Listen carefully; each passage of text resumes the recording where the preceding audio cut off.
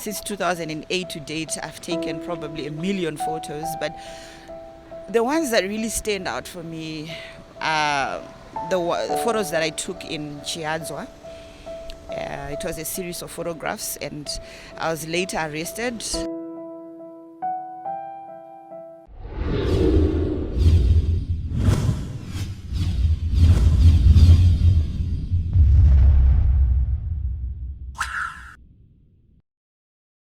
Since 2008, I studied photojournalism and documentary photography. I've always been like a visuals person. I started off as a graphic designer, page maker, and from there I've always loved visuals. And I think I got a job at the Mirror, which was closed, and I think that's when I started appreciating photography through the photojournalists that used to come and file their pictures on a daily basis. The advantages were that there were very few of us, and I think at that time, in 2008, I must have been like one of me and many male photographers. So I felt dominated, but I think I used that to my advantage. I sort of like told a different story, and my photographs always tell a different story. And I think I'm more linked to telling women stories, and women, when they see me, they're free to have their photograph taken, to talk to me, for me to even document their lives. Just like one that I covered, which was on breastfeeding, and I had to shoot women breastfeeding, and they felt very comfortable with me taking pictures of them breastfeeding their children. Since 2008 to date, I've taken probably a million photos, but the ones that really stand out for me are the photos that I took in Chiadzwa.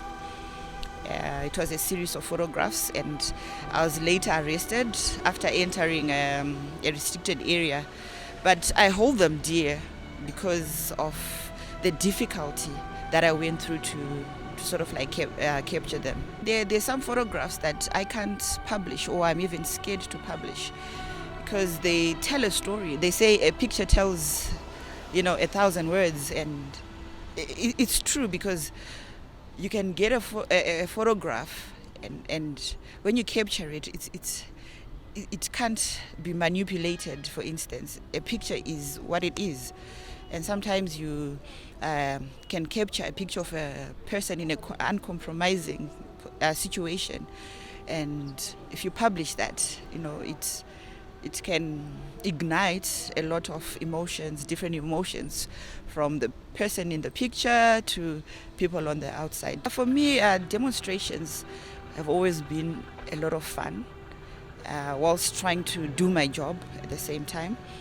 And a bit scary, I know, but once you get that picture, once you capture something that is, let's say, the picture of the day, you'll get the hang of it.